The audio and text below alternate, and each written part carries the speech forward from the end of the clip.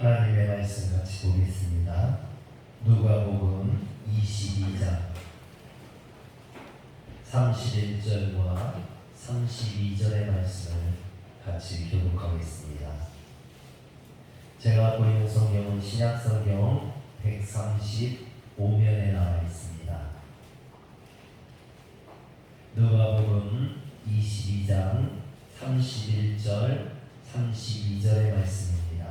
같이 교독하겠습니다. 시몬아 시몬아 보라 사단이 너희를 밀가부르듯 하려고 요구하였으나 내가 너를 위하여 네 믿음이 떨어지지 않기를 기도하였으니 너는 돌이킨 후에 내 형제를 굳게 하라. 아멘. 할렐루야. 아멘. 오늘은 베드로의 생애를 통해서 우리가 신앙생활을 어떻게 하면 좋을지 같이 은혜를 받고자 합니다. 저는 베드로의 생애를 생각하다가 오늘 말씀이 떠올랐습니다. 오늘 말씀처럼 베드로의 생애를 상징적으로 보여주는 말씀이 없다라고 생각을 합니다.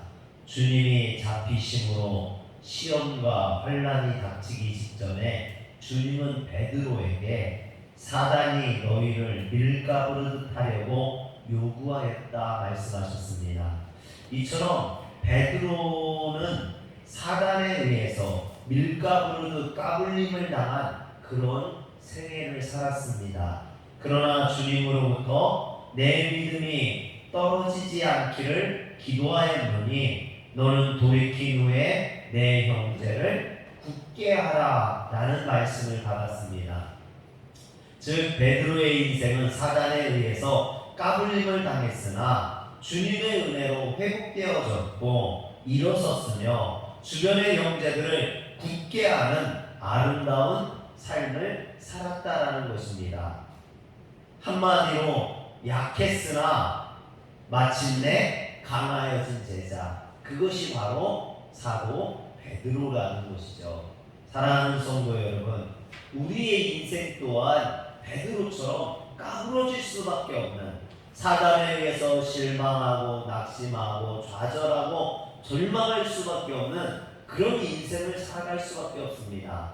그러나 오늘 주님의 말씀을 들으시고 믿음으로 승리하시는, 믿음으로 이겨내시고 강하게 되는 성도들 되시길 주의 이름으로 축원합니다.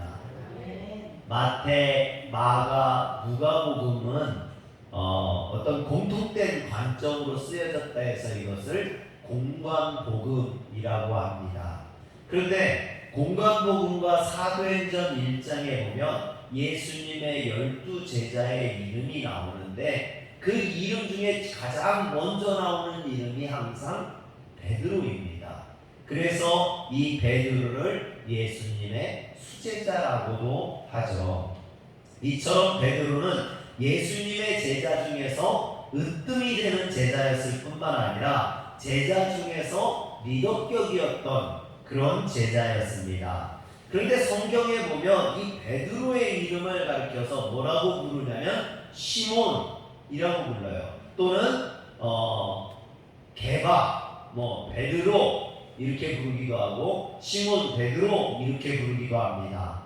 시몬이라는 뜻은 갈대라는 뜻으로 당시에 흔한 그런 이름이었습니다. 당시에 많은 사람들이 이런 시몬이라는 이름을 갖고 있었죠. 그래서 예수님의 제자 중에도 베드로뿐만 아니라 시몬이라는 다른, 열심 남은 시몬이라는 다른 제자가 있었고요. 예수님의 형제 중에도 시몬이라는 이름이 있었고 또 가룟 유다의 아버지 이름도 시몬이었습니다. 그런데 마태복음 16장 17절에 보면 예수님께서 시몬을 부르실 때 시몬아 라고 부르시지 않고 바요나 시몬아 그랬어요. 바요나 시몬아. 이 바요나 라는 뜻은요, 바라는 것은 아들이라는 뜻이고요, 요나라는 뜻은 요한이라는 뜻과 같습니다. 즉 요한의 아들 시몬아 이렇게 부르신 거죠. 그래서 요한복음 21장 15절에도 보면 요한의 아들 시몬아 내가 나를 사랑하느냐? 이 사람들보다 나를 더 사랑하느냐? 이렇게 예수님께서 물으셨죠. 여기서 요한의 아들 시몬이 바로 베드로입니다. 이처럼 베드로의 본래 이름은 시몬이에요. 시몬. 그러면 베드로라는 이름은 우리가 잘 알고 있는 이 베드로라는 이름은 무슨 이름입니까? 바로 예수님께서 지어주신 이름이라는 것이죠. 그래서 요한복음 1장 42절에 보면 데리고 예수님께로 오니 예수께서 보시고 이르시되 내가 요한의 아들 시몬이니 장차 게바라리라 하시니라. 게바는 번역하면 베드로라 그랬어요. 아까 시몬이 갈대라는 뜻이었다면 여기서 게바라는 뜻은요 바로 반석, 큰 바위라는 뜻입니다. 이 게바라는 말은 아람어예요. 당시에 이스라엘 땅은 아람어를 썼습니다. 그러나 로마가 정복하고 있는 지역은 다 헬라어를 썼죠. 그래서 이 게바 아람어를 헬라어로 바꾸면 베드로가 되는 겁니다. 그래서 게바와 베드로는 같은 말이다라는 것이죠. 요한복음 1장 40절에서 41절에 보면 베드로의 소명 사건이 나와 있어요. 베드로가 어떻게 주님의 부르심을 받게 됐는지 나와 있는데 요한의 말을 듣고 예수님을 따르는 두 사람 중에 하나는 시몬 베드로의 형제 안드레라. 그가 먼저 자기의 형제 시몬을 찾아 말하되 우리가 메시아를 만났다 하고 그랬습니다.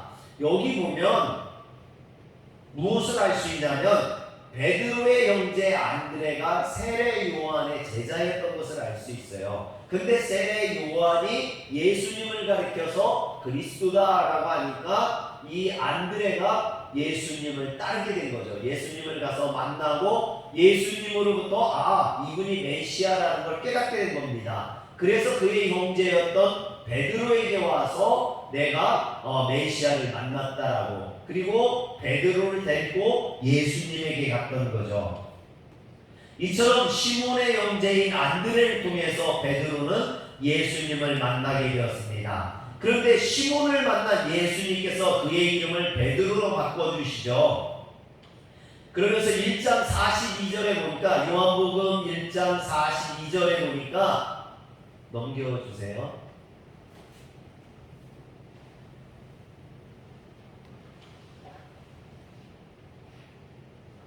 (1장 42절에) 보니까 장차 게바라 하리라 그랬어요. 여기서 장차 게바라 하리라, 그 얘기는 뭐냐면 지금은 게바가 아니다라는 말이죠. 지금은 시몬이라는 거예요. 그러나 네가 앞으로는 게바, 즉 반석과 같은 베드로가 될 것이다 라는 거예요.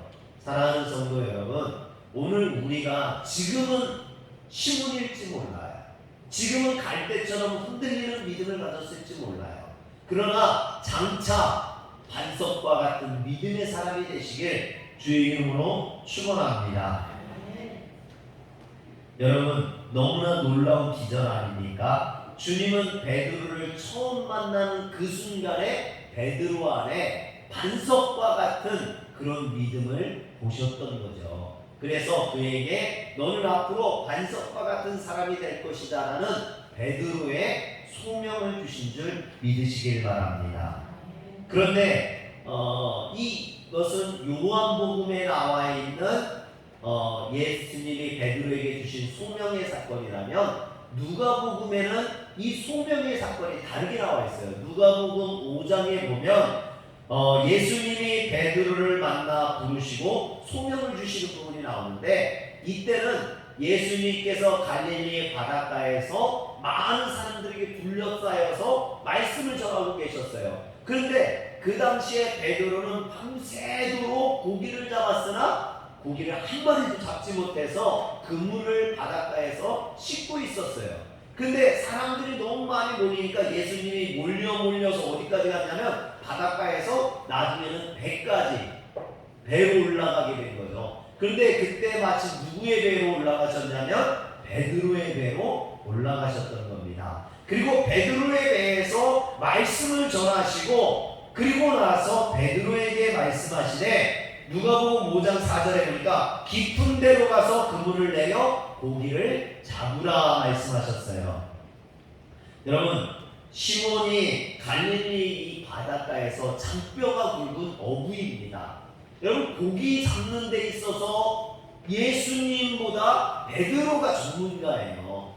베드로가 더 잘한다는 거죠. 그리고 이 갈릴리 바닷가에서는 깊은 데서는 고기가 잡히지 않아요. 여러분, 그렇다면 이 예수님의 말, 깊은 데로 가서 고기 그물을 내리라는 예수님의 말씀은 틀린 말씀이거든요.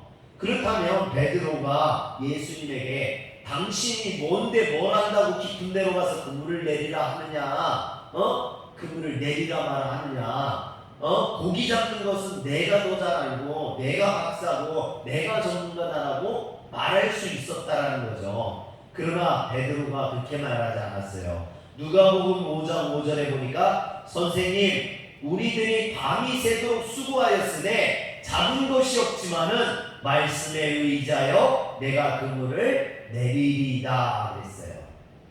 여러분, 주님의 말씀에 순종하는 이 베드로의 모습을 보게 됩니다. 그래서 어떻게 되냐면 고기를 너무 많이 잡아서 그물이 찢어질 정도가 되어서 다른 배에 있는 동료들을 불러서 그 그물을 걷어올렸어요.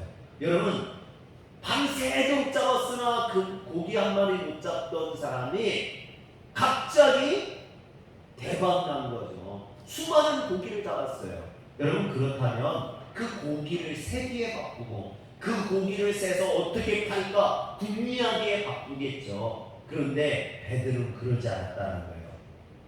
고기를 잡은 것을 내팽겨치고 누구에게 달려갔냐면 예수님에게 가서 예수님 앞에 엎드려 가지고 주여 나를 떠나소서 나는 죄인으로서이다 라고 5장 8절에 보면 고백하고 있습니다. 여러분, 베드로는요, 이 바닷속을 들여다보시는 하나님, 들여다보시는 주님, 그 바닷속에 물고기가 어디 있는지를 바라보시는 그 주님이라면 우리 마음속에 들어있는 그 생각들, 죄악들, 우리가 지었던 그 모든 추한 것들까지도 우리가 꽁꽁 숨겨놓는다 할지라도 그것까지도 주님은 다 들여다보신다라고 생각했던 거예요. 그래서 그 주님 보실 때 내가 얼마나 죄인일까, 그래서 주님 앞에 무릎 꿇고 나는 죄인으로서이다 고백했던 겁니다. 그런데 주님은 자신이 죄인임을 고백하는 베드로에게 누가복음 5장 10절에 보니까 무서워하지 말라, 이제후로는 네가 사람을 취하리라 그랬어요. 여러분, 네가 물고기 잡는 것도 중요하지만 사람을 취하는 사람이 될 것이다 라고 소명을 주신 것입니다. 이렇게 주님은 베드로를 부르심으로 베드로에게 소명을 주셨던 것이죠. 사랑하는 성도 여러분, 그래서 신앙생활은요, 이처럼 주님의 부르심에 응답하는 삶, 소명을 따라 살아가는 삶이 되어야 됩니다. 그런데 우리의 신앙생활은 어떠냐? 우리는 소명을 따라 살기보다는, 사명을 따라 살기보다는 오히려 많은 신앙의 체험을 하기를 원해요. 신앙의 체험만을 원하죠. 여러분, 우리가 원하는 신앙의 체험이라는 게 뭡니까? 방언, 예언, 무슨 병고침, 신유의 역사, 또는 다른 어떤 놀라운 그런 신앙의 체험을 하기를 원하죠. 그러나 모든 성도들이 신앙생활을 하면서 반드시 해야 될 가장 중요한 신앙의 체험은요, 이런 게 아니에요. 방언이나 예언이나 이런 게 아닙니다. 그러면 우리가 해야 되는 신앙의 체험은 뭐냐면 바로 예수님의 체험이에요. 우리 옆에 사람에게 얘기해 줍시다. 우리 예수님 만납시다. 우리 예수님 만납시다. 옆에 졸고 있는 사람 있으면 얘기해줘요. 졸지 말고 예수님 만납시다. 네. 목소리가 작은 거 보니까 좋은 사람들이 몇 명 안 되는 것 같아요. 네. 여러분, 비가 오고 그러면 좀 졸리기도 하고 이렇게 기분이 다운되기도 하죠. 여러분, 그렇지만 오늘 이 시간은 예수님을 만나는 시간입니다. 우리 성도님들이 예수님을 만날 수 있기를 축원합니다. 신앙생활에서 가장 중요한 게 이거예요. 예수님을 만나는 겁니다. 우리가 구주 예수로 믿기 시작하면서 이런 삶 속에서의 체험이 중요하다는 거죠. 그래서 바울 사도는 예수님을 만나고 나서 뭐라 했냐면, 나는 그리스도를 더 알기 원한다. 내가 예수를 알기를 원한다. 그런데 더 알기를 원한다. 더 많이 알기를 원한다라고 이처럼 예수님 만나기를 사모했던 겁니다. 여기에서 알다라는 것은요, 야다라는 말인데, 이 야다라는 말은 지식적으로 아는 알이 아니에요. 체험을 통해서, 경험을 통해서 알아가는 알을 야다라고 합니다. 사랑하는 성도 여러분, 그래서 신앙의 체험이라는 거예요. 우리가 체험을 통해서 예수를 알 수 있어야 주님을 떠나지 않아요. 머리로 하는 사람은요, 어려운 일 있거나 힘든 일이 있으면 주님을 떠날 수 있어요. 그러나 삶을 통해서, 경험을 통해서 주님을 만난 사람은 절대로 주님을 떠나지 않습니다. 특히 시몬 베드로는요, 주님의 체험을 하는데 놀라운 체험을 두 가지를 합니다. 첫 번째 체험은요, 변화산 체험이에요. 주님이 베드로와 야고보와 요한을 데리고 변화산에 올라가셔서 모세와 엘리야로 변형되는 놀라운 사건이 나타났어요. 여러분, 얼마나 이게 놀라운 사건입니까? 이 놀라운 사건을 베드로, 야고보, 요한밖에 경험하지 않았어요. 그러니 이 베드로가 너무나 신이 난 거죠. 그래서 뭐라 해요? 베드로가 마태복음 17장 4절에 보니까 주여 여기가 좋사오니 여기에 초막셋을 짓고 내가 살고 싶다고 해요. 여러분, 은혜 받고 막 체험하고 눈물 흘리고 그러면요, 여기에서 아무것도 안 하고 싶고 여기가 천국인 것 같죠. 여러분, 그런데 그때 하늘에서 음성이 나서, 하늘에서 구름 가운데서 하나님이 말씀하시며 뭐라 하시냐면, 이는 내 사랑하는 아들이요 내 기뻐하는 자니 너희는 그의 말을 들으라 라고 이야기합니다. 5절에 보니까 이렇게 이야기해요. 여러분, 중요한 것은 우리가 막 이런 신기한 체험을 하고 놀라운 은혜를 받고 이런 게 중요한 게 아니라는 거예요. 주님의 말을 따르는 것이 중요하다는 거예요. 할렐루야. 이게 소명의 삶이에요. 우리는 이런 소명을 따라 사는 신앙생활을 할 수 있어야 돼요. 그래서 주님은 이 베드로에게 그렇게 말씀하시고 있는 겁니다. 네가 은혜 받는 거, 뭐 신유의 은사, 이런 변화된 사건 다 좋지만 그것보다 더 중요한 건 주님의 말씀을 따라 살아야 된다라는 겁니다. 두 번째 베드로가 체험했던 놀라운 체험은요, 무리를 걷는 체험이에요. 변화산 사건과 더불어 베드로의 인생에서 지나칠 수 없는 중요한 체험은 바로 주님의 말씀을 따라 무리를 걸었던 체험입니다. 대부분의 사람들은요, 이 사건에서 베드로가 거봐 물에 빠지잖아, 바람 부니까 그것 때문에 물에 빠지잖아, 무리를 걸으면 안 되는 거야, 이렇게 가르쳐요. 여러분, 그건 잘못된 말이에요. 여러분, 물론 베드로가 풍랑이 있는 것을 보고 바람 부는 것을 보고 물에 빠졌어요. 그러나 중요한 것은 물에 빠진 게 아니라 베드로가 주님의 말씀을 따랐을 때 무리를 걸었다라는 거예요. 여러분, 베드로는 무리를 걸어오시는 주님을 보고요, 뭐라 했습니까? 주님, 만일 주님이시거든 나를 명하사 무리로 오라 하소서. 마태복음 14장 28절에 말하고 있어요. 그때 다른 제자들은요, 무서워서 막 두려워 떨었어요. 두려워 떨 때 베드로는 주님이시거든 나를 명하여서 무리로 걸어오게 했었어. 여러분, 이게 얼마나 황당한 간청입니까? 주님을 향한 이런 간청, 너무나 황당한 간청이죠. 나도 무리를 걷겠다라는 간청, 주님처럼 무리를 걷고 싶다가는. 그런데 주님이 뭐라 합니까? 안 된다, 너는 물에 빠진다, 오지 마라, 이러지 않았어요. 주님은 간략하게 오라 하셨어요. 오라. 여러분, 주님은 베드로가 무리에 빠질 줄 알았어요. 그렇지만 오라는 거예요. 오라는 거예요. 베드로가 주님의 말씀을 믿었을 때, 주님의 말씀을 따랐을 때 그는 무리를 걸었어요. 무리를 걸어서 주님 앞에 다가갔습니다. 물론 그 믿음이 연약하고 오래가지 못해서 비록 물에 빠졌지만, 사랑하는 성도 여러분, 우리의 신앙이 비록 연약해서 잘 넘어지고 쓰러지지만, 그렇다 할지라도 우리는 주님의 말씀에 따라 걷는 성도가 되시길 주의 이름으로 축원합니다. 그러면 무리를 걸을 수 있어요. 오직 주님만 바라보고 가면 모든 시험과 환난을 이겨낼 수 있습니다. 할렐루야. 사실 은사 중에 방언이나 예언 뭐 이런 건요, 하면 좋고 안 해도 크게 문제되지 않아요. 뭐 방언이나 예언 이런 거 못한다고 구원받지 못하는 건 아닙니다. 여러분, 그러나 예수님 체험은 여러분 반드시 해야 되는 줄 믿으시길 바랍니다. 방언 못해도 상관없어요. 그렇지만 예수님은 안 만나면 안 되는 거예요. 반드시 예수님은 체험해야 되는 겁니다. 이것을 날마다 체험해가는 것이 바로 예수 그리스도의 제자로서의 신앙생활이라는 겁니다. 이러한 체험을 통해 우리는요, 비로소 신앙을 고백하게 돼요. 여러분, 그래서 신앙 고백은 예수를 믿을 때, 예수를 만났을 때 하게 되는 겁니다. 그런데 이 신앙 고백은 한 번 하고 끝나는 게 아니에요.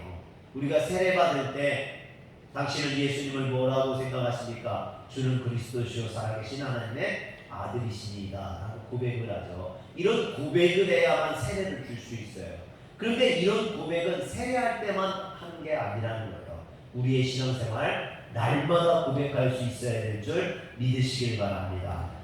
베드로가 성경 속에서 가장 멋있고 제자들 중에서 가장 돋보였던 때가 언제냐면, 주님 앞에 주는 그리스도시요 살아계신 하나님의 아들이신다라고 신앙 고백했을 때라는 겁니다.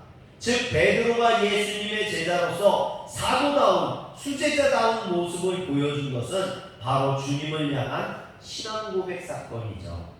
주님은 십자가를 지시기 전 제자들을 이끌고 가이사랴 빌립보 지방으로 가셨어요. 그리고 그곳에서 제자들에게 물으셨습니다. 사람들이 인자를 누구라 하느냐 물으셨어요. 그랬더니 제자들이 이야기합니다. 더러는 세례 요한이다, 엘리야다, 어떤 이는 예레미야나 선지자 중에 하나이다 그랬어요. 근데 이 말 속에는요, 자신들의 신앙 고백이 들어있지 않아요. 다른 사람들이 말하는 것만 들어있지 내 고백이 들어있지 않아요. 그러자 주님이 다시 물으셨어요. 너희는 나를 누구라 하느냐. 여기서요, 중요한 게 이거예요. 너희는 나를 누구라 하느냐.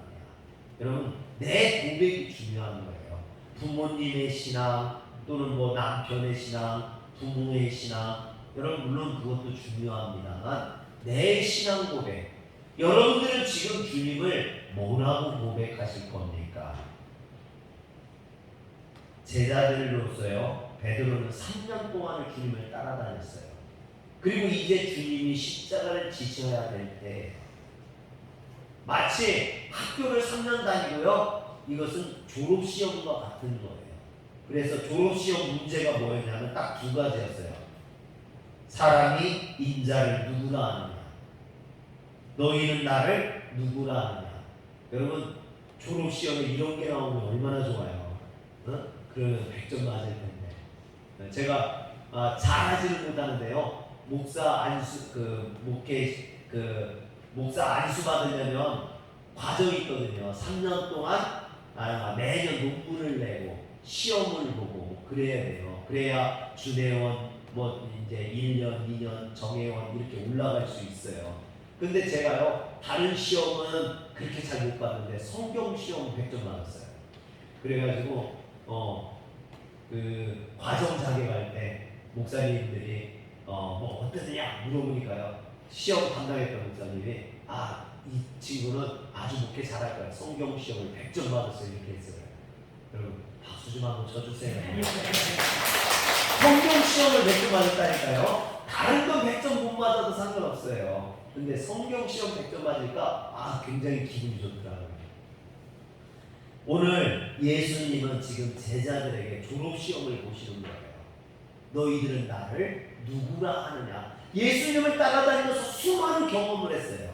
예수님을 따라다니면서 수많은 일들이 있었어요. 뭐 병자들이 고쳐지고 뭐 이런 여러 가지 일들, 뭐 예수님이 수없이 말씀하셨고 천국에 대해서 복음을 들었고, 여러분 그리고 나서 이제 결론이에요. 결론은 뭐냐면 신앙 고백이 있어야 된다는 거예요.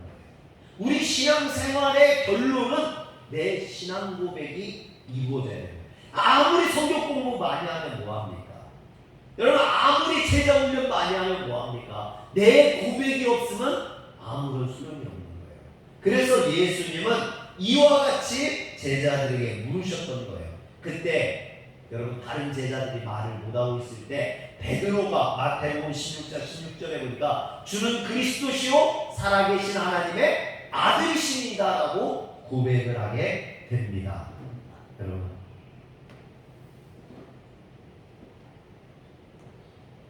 이에 예수님께서 베드로를 칭찬하시죠. 바요나 시몬아 내가 복이 있도다. 이를 내게 알게 한 이는 혈육이 아니요 하늘에 계신 내 아버지시니라. 여러분 얼마나 이게 놀라운 고백입니까? 오늘 우리도 베드로처럼 신앙을 고백할 수 있어야만 합니다. 그러나 여러분 베드로가 이렇게 신앙 고백을 했지만 베드로는 아직 완전한 베드로는 아니었어요. 시몬에서 베드로로 바뀌고 있는 그 과도기였죠. 불안하죠. 그래서 이후에 예수님께서 십자가에 못 박혀 죽으실 것을 이야기하니까 베드로가 그 앞을 가로막죠. 안 된다고. 주님은 절대로 죽으시면 안 된다고. 그랬을 때 주님께서 이 베드로에게 책망을 하시죠. 사단아 내 뒤로 물러가라. 사랑하는 성도 여러분, 오늘 우리가 신앙 고백했다고 내가 금방 베드로가 되는 건 아니에요. 여러분 우리는 불완전합니다. 그래서 이런 신앙 고백을 해놓고도 주님 앞을 가로막았다가 사단아 내 뒤로 물러가라. 너는 나를 넘어지게 하는 자로다. 내가 하나님의 일을 생각하지 아니하고 도리어 사람의 일을 생각하는 듯다 책망받기도 합니다. 또 주님을 의심하기도 하고요. 그래서 물에 빠지기도 하고 시간만 있으면 자꾸만 옛날로 과거로 돌아가고 싶어서 불평하고 원망하기도 합니다. 이는 우리 안에 아담의 성품, 옛 성품, 곧 죄악된 성품이 아직 남아있기 때문이에요. 내가 예수를 믿었고 예수님을 그리스도라 고백했지만 아직도 내 안에는 죄악된 옛날의 성품이 남아있어서 자꾸만 옛날로 돌아가게 하고 사단에게 까불림 당해서 실망하고 좌절하고 절망합니다. 베드로도 마찬가지였죠. 이 이후에 예수님께서 최후의 만찬을 하실 때 제자들에게 너희가 나를 다 버리리라 라고 이야기를 하죠. 그렇지만 베드로가 뭐라 합니까? 자신만만하게 다 버릴지라도 나는 그러하지 아니하겠나이다. 여러분 우리 신앙생활에 있어서요 가장 조심해야 될 게 자신만만이에요. 교만이라고 하죠. 여러분 내가 무엇이 된 것처럼 내가 큰 신앙인인 것처럼 내가 떠들어댈 때 우리는 실족하거나 실망하거나 또는 이런 시험에 빠져서 잘못될 수 있습니다. 그래서 우리는 자신만만해서는 안 돼요.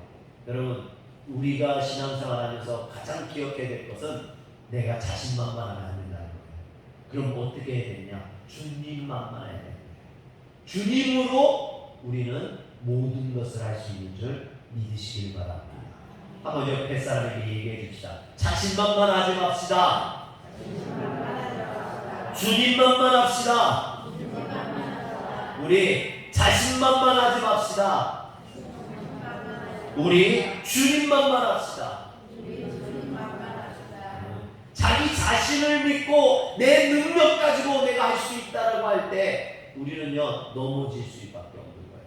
베드로가 그러잖아요. 주님, 다른 사람들은 다 버릴지라도 나는 그러지 않겠습니다. 그랬더니 주님이 뭐라 하십니까? 베드로에게 내가 진실로 내게 이르노니 오늘 이 밤 닭이 울기 전에 내가 3번 나를 부인하리라. 여러분, 그런데도 베드로는요 아직도 자신만만합니다. 베드로가 힘있게 말하되 내가 주와 함께 죽을지언정 주를 부인하지 않겠나이다. 맹세까지 합니다. 그러나 여러분, 우리가 너무나 잘 아는 것처럼 이후에 어떻게 됩니까? 주님이 제사장들이 대제사장과 그들이 보낸 종들과 로마 군병들에 의해서 잡혀가실 때 제자들은 다 뿔뿔이 흩어지고 도망가고 예수님은 끌려가서 대제사장 가야바의 집에서 신문을 받게 됩니다. 근데 다른 제자들은 다 도망갔는데 베드로만이 그 예수님이 잡히셨던 대제사장의 집으로 찾아오죠. 뒤따라옵니다.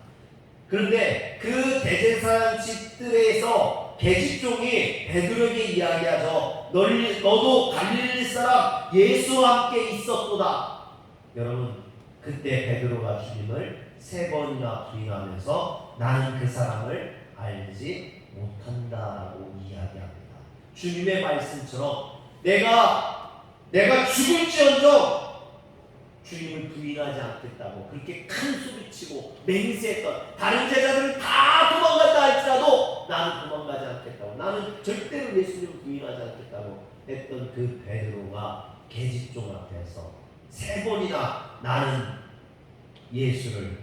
그 사람을 알지 못한다라고 부인합니다.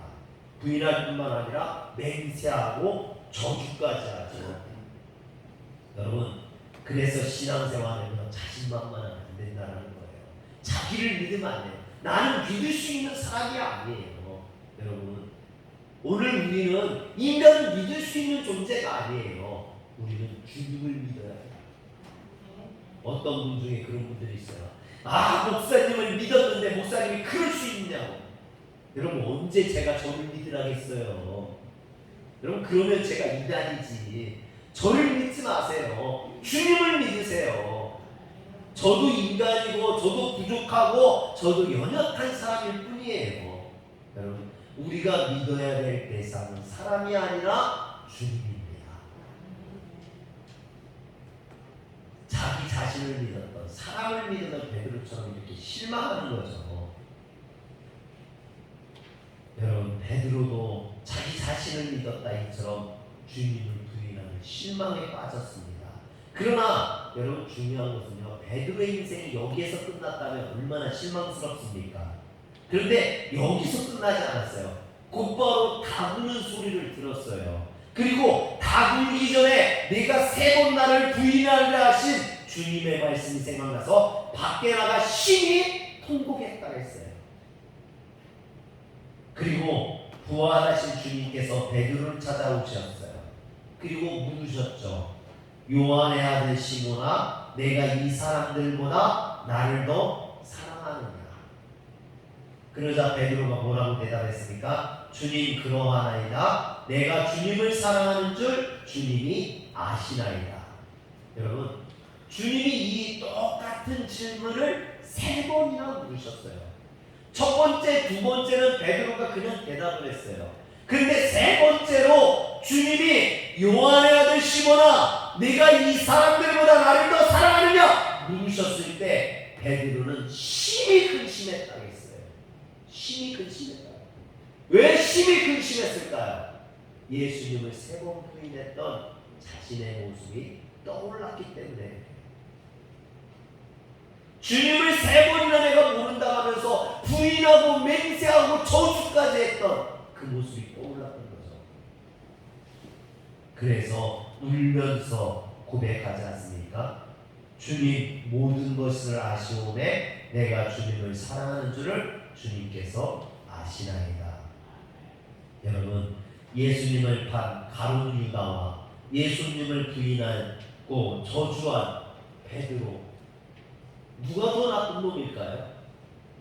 예수님을 판 가룟 유다가 더 나쁜 놈입니까? 예수님을 부인하고 맹세하고 저주까지 한 베드로가 더 나쁜 놈일까요?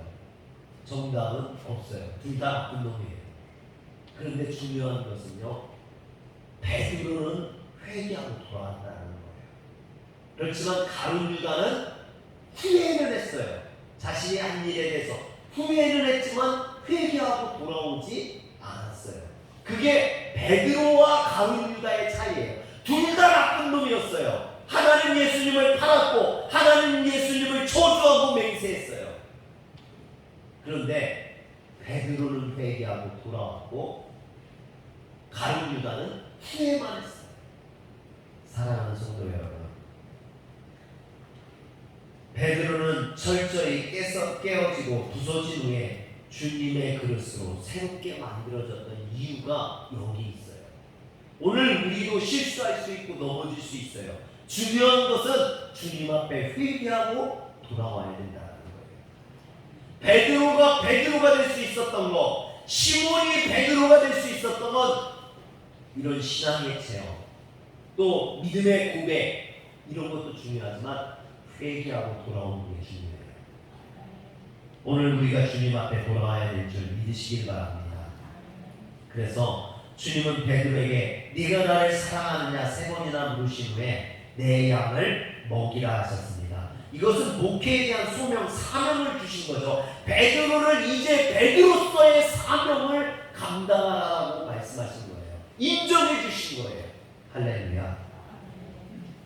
여러분, 쿠바디스라는 소설에 보면 네로 황제가 당시 로마에 불을 지르고 그 책임을 그리스도인들에게 전가해서 그리스도인들에 대한 박해를 하죠. 그때 이제 로마에 있던 베드로가 그 박해를 피해서 로마를 벗어납니다.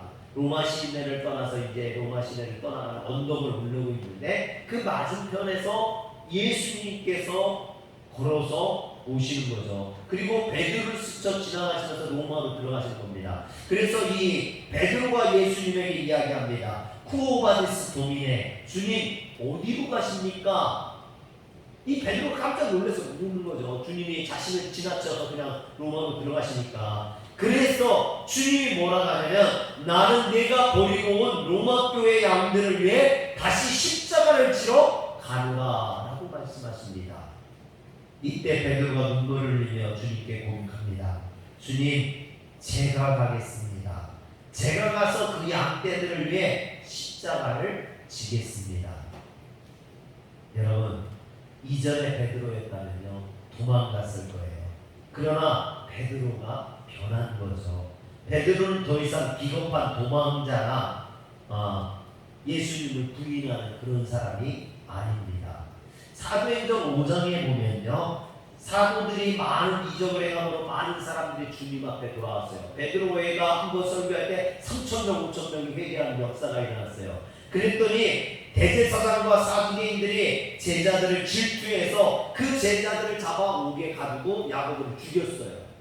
여러분, 그리고 베드로에게 이야기합니다. 너는 다시는 예수에 대해서 말하지 말라라고 그러죠. 그랬을 때 베드로가 뭐라 합니까? 사람보다 하나님께 순종하는 것이 마땅하니라.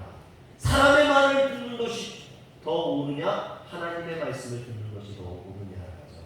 나는 죽을지라도 주님의 말씀을 따르겠다라는 것입니다. 할렐루야. 유세비우스의 기록에 보면요, 베드로가 로마에서 복음을 전하다가 잡혔어요. 이제 죽음 가운데 이르게 됩니다. 이때 베드로만 잡힌 게 아니라 베드로의 아내도 같이 잡혀서 죽게 되었습니다. 이 로마 군병들이 베드로의 아내를 고문하면서 회유를 합니다. 만약에 예수님을 부인하면 너를 놓아주겠다라고 이야기를 합니다. 그런데 그 말을 베드로가 듣고 뭐라고 이야기했냐면 내 사랑하는 아내요, 주님을 기억하십시오. 주님을 절대로 부인하지 마십시오. 여러분, 그래서 이 베드로의 아내가 순교당하는 것을 권면했습니다. 그리고 베드로가 뒤따라서 십자가에 못 박혀 죽게 되죠. 그때 베드로가 이 로마 군병에게 부탁을 합니다. 한 가지 부탁이 있어. 나는 십자가에 그대로 매달릴 자격이 없으니 나를 거꾸로 매달아 주십시오. 그리고 십자가에 거꾸로 매달려 죽으면서 이 베드로가 하나님께 영광 돌리고 찬양을 부르며 죽었다고 그러죠. 사랑하는 성도 여러분, 오늘 우리는 베드로와 같은 삶을 살아야 될 줄 믿으시길 바랍니다. 그런데 베드로가 마지막 유언과 같은 말씀을 남겼어요. 베드로후서 3장 18절에 보면 이렇게 되어 있습니다. 베드로후서 3장 18절 오직 우리 주 곧 구주 예수 그리스도의 은혜와 그를 아는 지식에서 자라가라. 영광이 이제와 영원한 날까지 그에게 있을지어다. 찬송가 305장을 좀 쳐주세요. 사랑하는 성도 여러분, 오늘 우리는 죄인과 같습니다. 멸망받아 죽을 수밖에 없는 존재들이었죠. 시온과 같은 자들이었어요. 그런데 주님께서 우리를 부르셨어요. 우리를 제자 삼아 주셨어요. 그리고 우리에게 많은 신앙의 체험을 하게 해주셨습니다. 그리고 주님을 나의 그리스도라고, 나의 구주라고 고백하게 하셨어요. 그렇지만 여러분, 우리가 주님을 고백하고 이 자리에 나왔지만 우리의 삶을 보면 늘 사단의 까불림에 의해서 넘어지고 쓰러지고 절망하고 좌절했던 적이 얼마나 많이 있었습니까? 주님 앞에 내가 절대로 주님을 부인하지 않겠다고 맹세했지만 결국은 넘어지고 쓰러졌었죠. 오늘 이 시간 주님 앞에 회개하고 돌아와 줄 수 있기를 원합니다. 그래서 이제 시몬이 아닌 베드로의 삶을 살기를 원합니다. 사랑하는 성도 여러분, 오늘 나 같은 죄인 살리신 그 주님을 찬양하면서 결단의 시간을 갖기를 원합니다. 주님 앞에 고백하기를 소원합니다. 우리 같이 찬송가 305장 1절만 같이 찬양하겠습니다.